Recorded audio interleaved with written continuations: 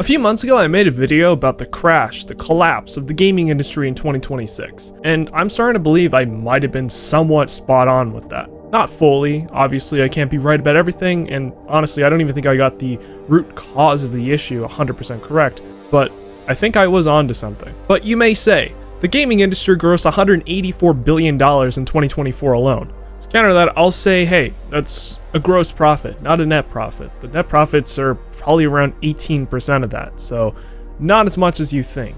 But still, that's $33.1 billion right there. That is not something to sneeze at. You may also say there's conventions, record-breaking marketing campaigns, and business leaders in suits running the gaming industry patting themselves on the back. Well, I think that last thing you just said really brings up a fair point. Greed. These people running the gaming industry are greedy as hell. And with that, we're seeing major cracks. We're seeing cracks going down the foundational bedrock of the entire industry. I remember a fair bit of you guys 4 months ago in the comment section saying I'm wrong and the gaming industry is doing just fine.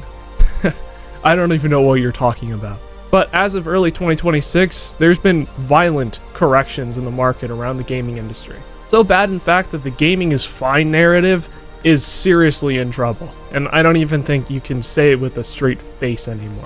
Because we're not just looking at disappointments that everyone buys and gets some enjoyment out of anymore. Because exhaustion from the consumer has finally caught up with the industry, and along with the massive amount of capital needed to create games and the absurd production bloat, we're now seeing the gaming industry hit a brick wall at 120 miles an hour. Like from headlines like EA getting bought out by private equity, fueled by a massive amount of debt expected to happen in 2027, Microsoft increasing Game Pass prices by 50% in little over a year. But when you zoom out even further, not just looking at the microscopic level, things are truly starting to go bonkers. Because we're seeing a widespread amount of studio closures, massive historical layoffs, and a complete slowdown of what's actually being produced. And like I said in my last video, this is starting to show that the gaming industry has really been bolstering its profits by laying off people and aggressively trying to cut down costs, resulting in, frankly, terrible products. So yeah, was I right? Well, let's talk about it. To understand why everything's imploding in the gaming industry, we have to look at the budgets for these games.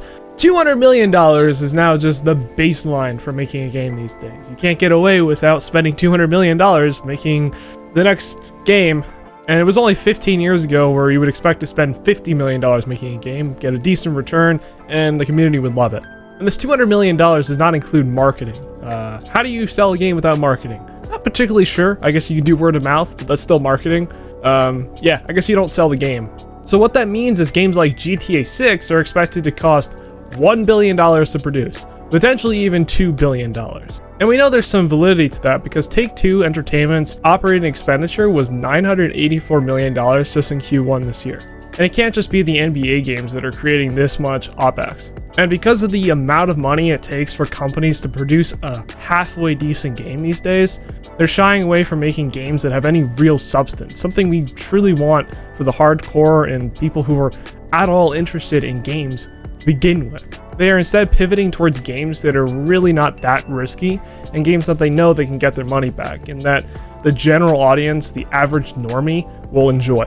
Because these games are guaranteed to make hundreds of millions of dollars. If they can get one game like that going, like Apex Legends, Fortnite, PUBG, you name it, one game like that, they've got the golden goose for the rest of the time. And with this, we're seeing a serious slowdown of the AAA scene, to the point where I don't know how much longer the AAA scene has before it starts to collapse. Because they want their money at all costs. Publishers want to shove things down your throat. Loot boxes, battle passes, game passes, online subscriptions just for multiplayer, all of this crap. It's been accruing for the past 20 years, and now it's gotten to the point where it's honestly beyond reprehensible. And the sad thing is the consumers, they're just eating up the slop. They don't know any better. Or they do know better, and everyone they know is doing the same thing, so they feel like they gotta fit in, right?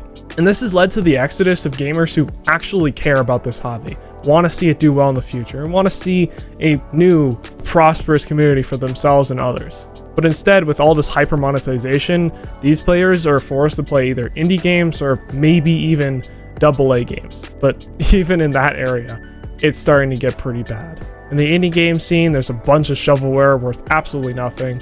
And really, the only way for a game to gain traction is either to partner up with a big publisher and create a AA game, or to go through word of mouth and risk being buried by all the garbage being produced by gooners in their mom's basements.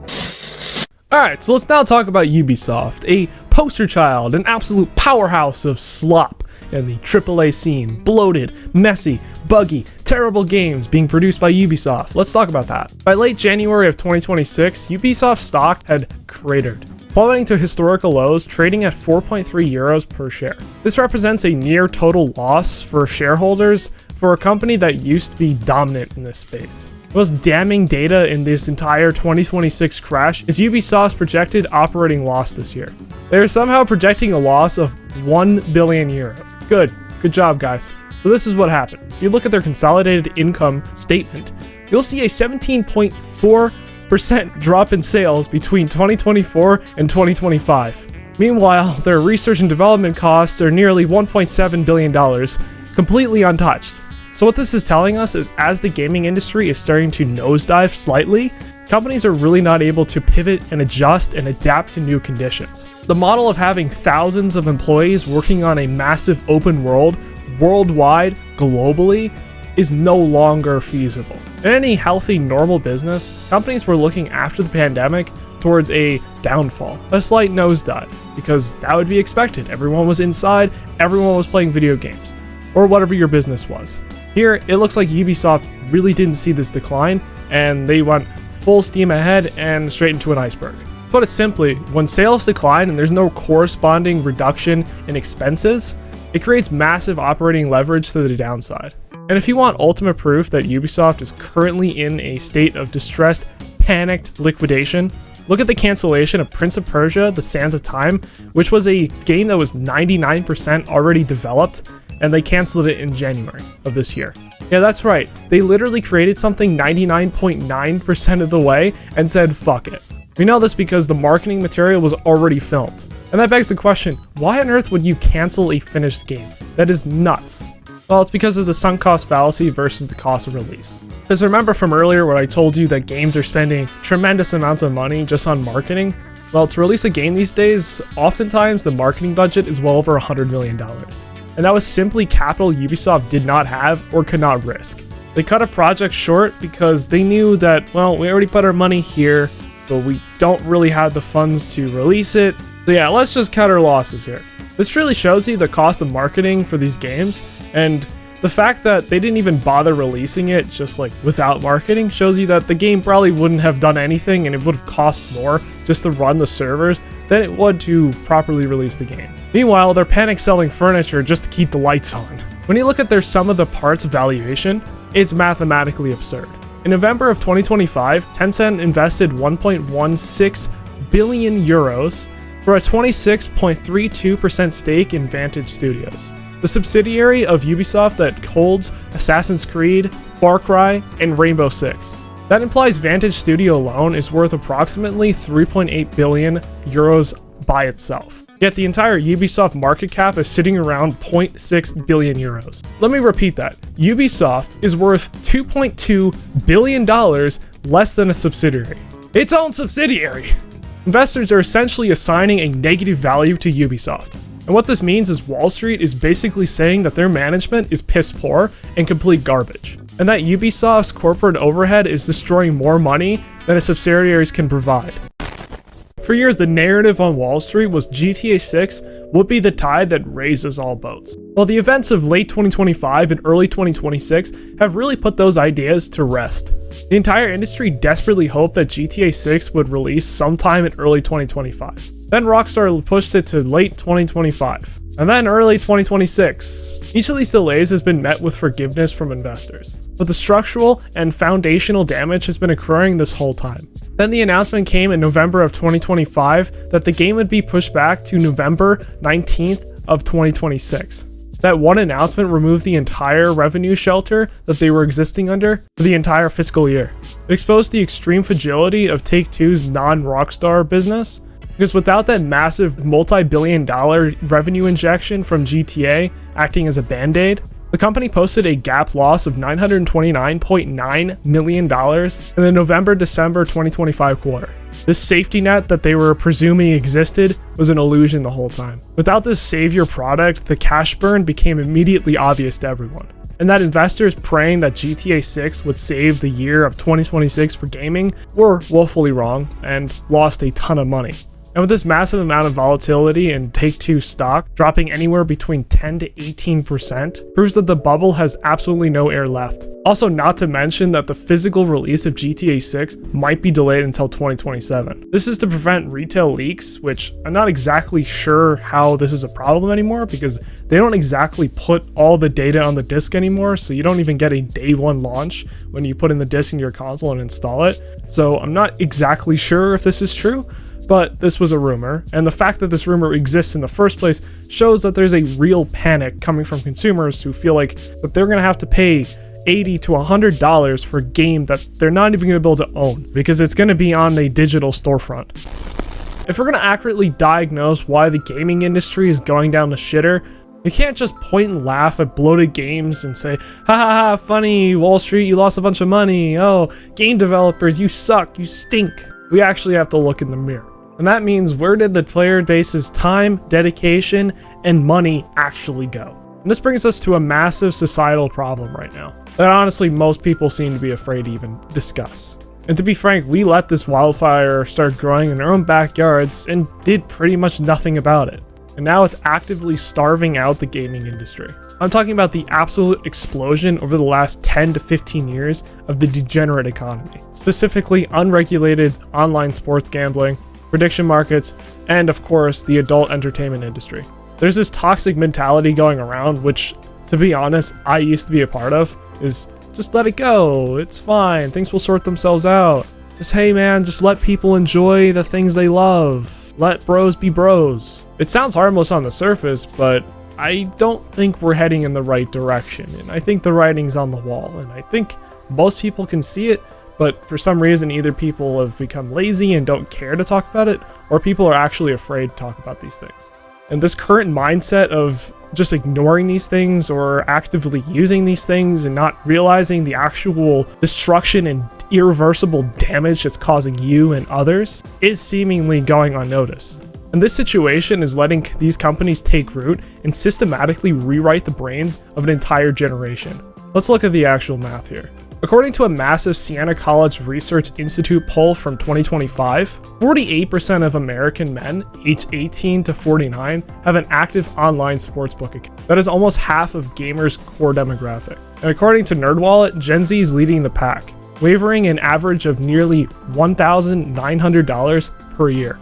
If you're Xbox or PlayStation, you're desperately relying on that same demographic, 18 to 30-year-olds, to drop $70 on that new live service game you just released, or your $30 monthly subscription. But now almost half of these guys don't have that money anymore. Because that guy's sitting at home right now, throwing his last $50 on a ridiculous 10-leg NFL parlay on DraftKings because the app sent him a fucking notification for a free $5 bonus bet to psychologically get that guy to pull the fucking lever one more time.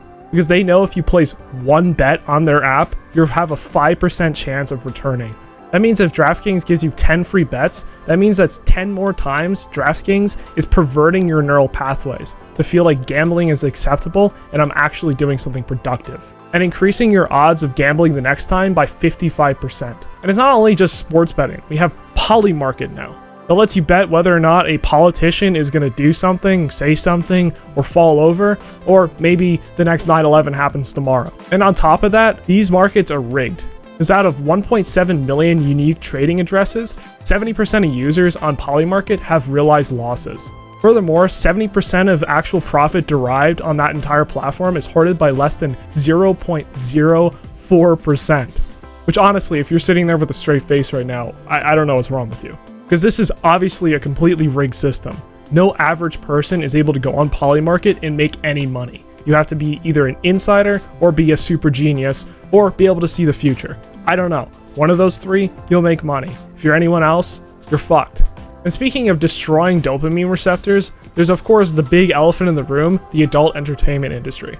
And the data shows that 57% of adult men watch regularly. And that sites like Pornhub have 5 billion views a month, massively outperforming sites like Netflix, Hulu, and TikTok combined. And this is all because this is completely frictionless, very easy to access, and completely free. Because why on earth would a 20-year-old guy spend $70 and commit 40 hours of his life to grind through a boring, risk-averse AAA game when his brain's reward center is being completely fried by instant gratification on his cell phone? We basically set up our society for all young men to have a constant drip of morphine flowing through their veins. So publishers are burning cash, their games cost $200 million to make, and consumers are broke and addicted to their phones. But surely tech companies are trying to produce the tools of the gold rush of the next gaming age, right? Wrong! Wrong! I don't know. The next pillar of this gaming crash is the violent erosion of game engine providers, specifically Unity, which has been bursting at the seams due to the AI bubble. In late January 2026, Unity stock dropped by 26%. Following Google revealing that they had this thing called Project Genie 3. And why did Unity stock go down 26% because of this? Well, because this is text to world. You're able to input a prompt and it creates an artificial world just for you, based off of your prompt. No need for Unity, no need for developers, no need for any of that. You and your computer and a prompt, that's it.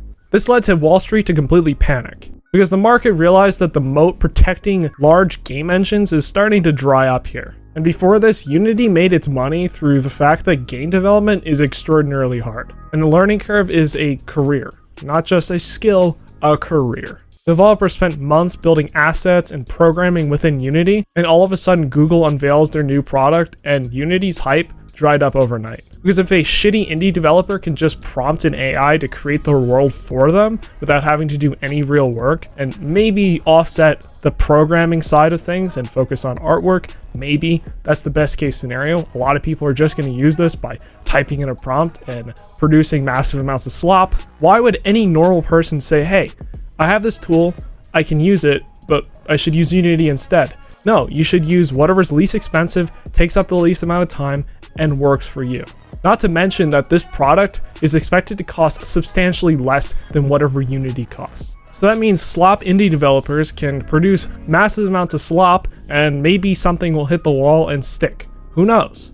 This is my favorite fact, that, well, AI is also a bubble of its own. So one bubble is now being attacked by another bubble. That's because for the last few years, we've seen Silicon Valley try and propose the idea that AI will save everything and float everyone, and that it will lead to infinite money, exponential growth forever, and that the scaling laws will never dry up and we'll keep making better and better and better and better and better AIs for developers. Instead, in this year, 2026, we've seen a logarithmic plateau. Things are getting much fatter and exponentially more expensive to run, but they aren't getting significantly smarter. Tech companies are dumping over $1 trillion into building infrastructure for AIs, like data centers. And much of the AI revenue reported between 2024 and 2025 was just round tripping. Tech giants investing in startups, which then simply paid back the money for cloud credits. A circle jerk situation. Which I think you can see here that the gaming industry is in the exact same predicament as the AI industry. And both go hand in hand. And now that they're attacking each other on the Unity front, I find absolutely hilarious. Because this is just ridiculous. What the fuck is going on? This AI bubble isn't just cannibalizing software companies on the stock market. No, it's actively cannibalizing the physical hardware market that you and I rely on. If you're sitting there wondering why building a PC is so expensive, look no further than massive AI data centers. In the last video, I made the point, just buy a PC. This is no longer possible. Literally 2 weeks after I posted that video, that just became impossible to do, and that whole point became absolute garbage. Yeah, great. These massive tech conglomerates are gobbling up all the DRAM, memory, and storage components to feed their AI monster babies. They're literally buying consumer hardware now.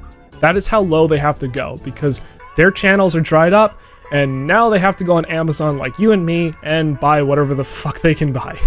There are even people in China taking consumer graphics cards, taking the RAM out of them, and then moving that memory to cards that can handle running 24 hours a day inside data centers. That 32 gig stick of RAM back in August now costs 3 times as much. Look at what's happening to Valve right now. Valve quietly had to update their site to show that the Steam Deck is out of stock, and that it will remain that way intermittently. And now that $300 Steam Deck that has 250 gigabytes of storage the LCD model, is not going to be available anymore. So kiss that Christmas present, bye-bye. And if you look at Valve's future hardware release, it gets much worse, because Valve's highly anticipated Steam machine is nowhere to be seen. And the sad thing is it was supposed to be an affordable living room PC, which is a concept that Microsoft is going to try doing, and they were going to beat them to the punch, and it looked like they were going to have a better price on it too.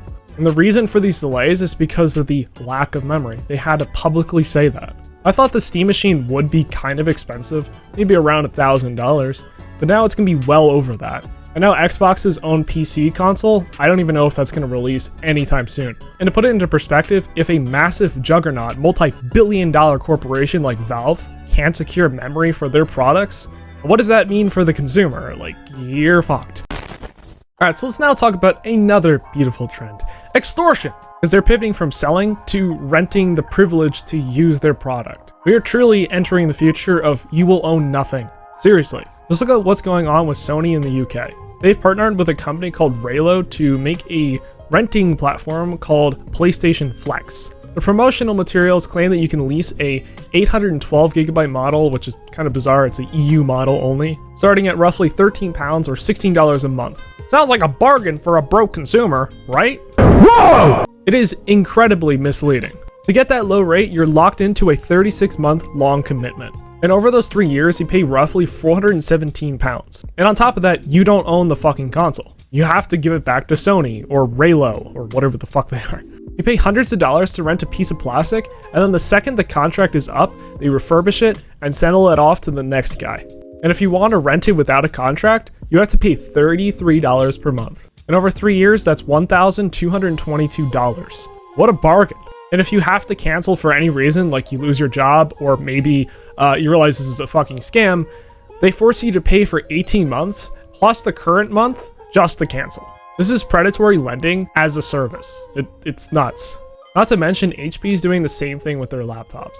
They're pushing a similar scheme where you pay monthly for a laptop you don't own and you could not keep. No matter how much you paid, you must return the laptop.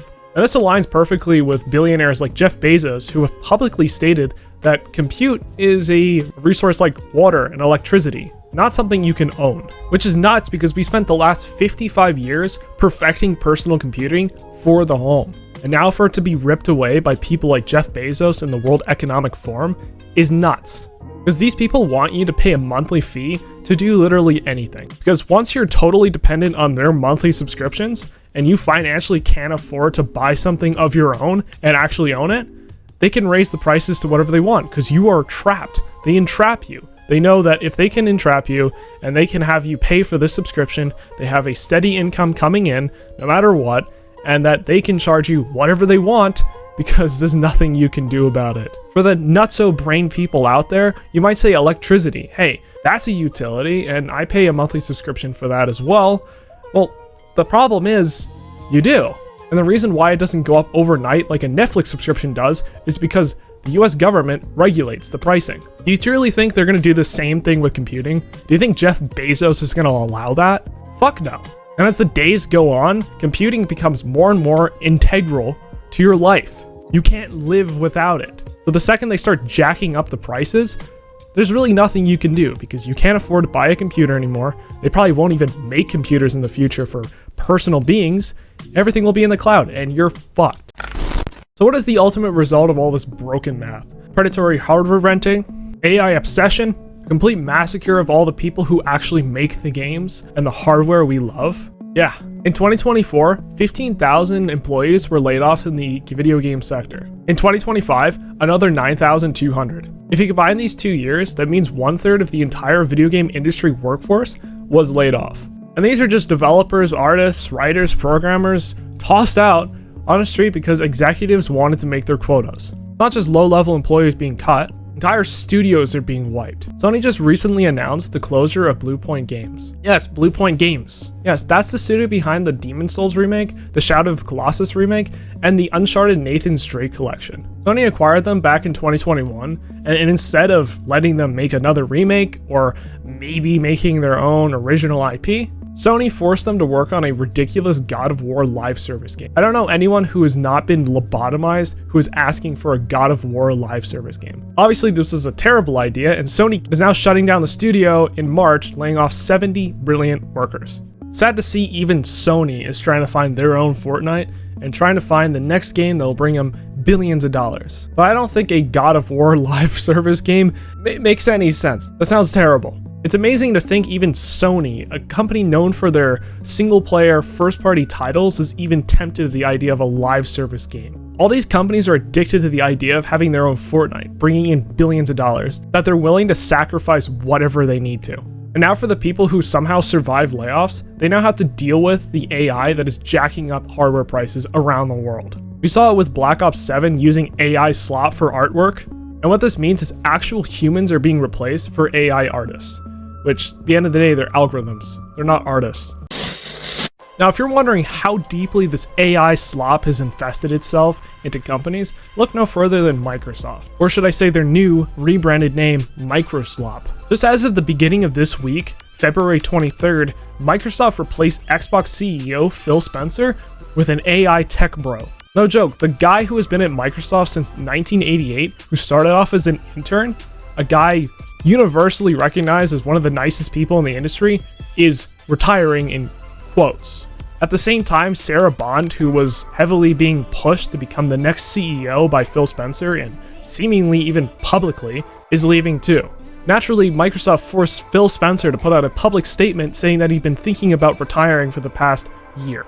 Which I do think there was some truth to that, because his original intention was to leave after he releases the new PC Xbox, which is supposed to release sometime in the next century. But instead, him and Sarah Bond were forced out of Xbox. This is because 2025 was a severe bloodbath for the Xbox division. And to put it lightly, underperformance was an understatement. Last year was marked as the worst year on record for sales for Xbox consoles, leading to retailers clearing space of the Xboxes and putting other things there instead, because they can't sell enough of them. Furthermore, massive investments like buying Activision Blizzard were turning out to be a bad idea in the eyes of Microsoft executives. We also in 2025 saw the Perfect Dark remake completely cancelled, which I was frankly very excited for because Perfect Dark is such a cool universe, and the last Perfect Dark game we got was forever ago, and to see it on new hardware would be amazing, but I don't know, it's cancelled.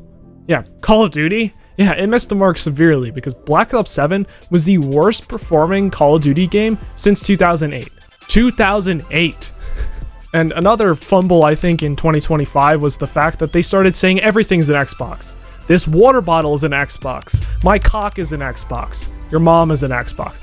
Does that make any sense? And to add even more to that massive dumpster fire going on over at Microsoft, yeah, games like The Doom, The Dark Ages, Indiana Jones, The Great Circle are all coming to PlayStation 5.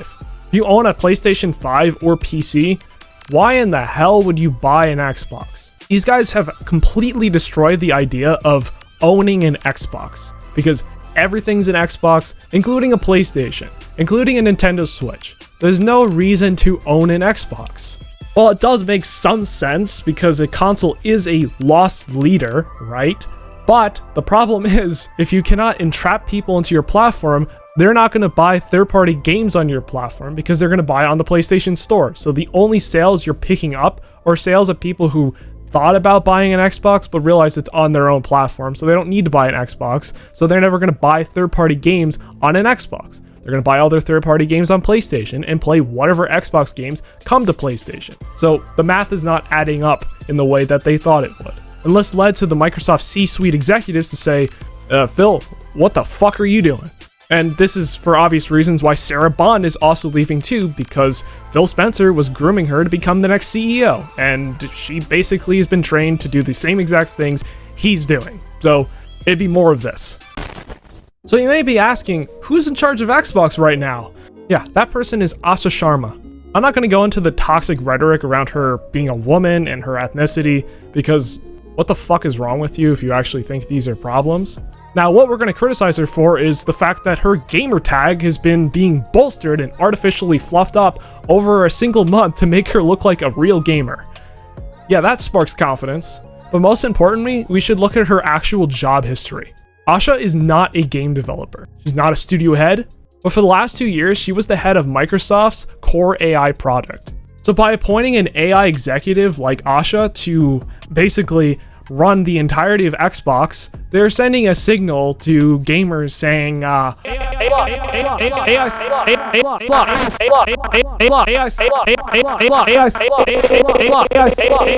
that the Xbox you know and love is about to be gutted.